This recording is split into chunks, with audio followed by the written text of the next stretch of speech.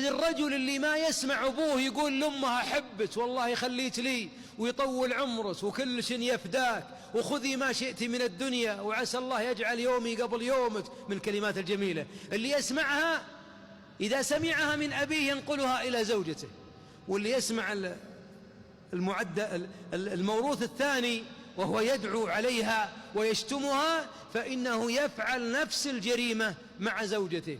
الزوجة التي تتسلط على الزوج ولا ترى له قدرا، فإذا حضر أبناؤه بدأت تشتكيه وبدأت تقذعه وبدأت تنقص قدره.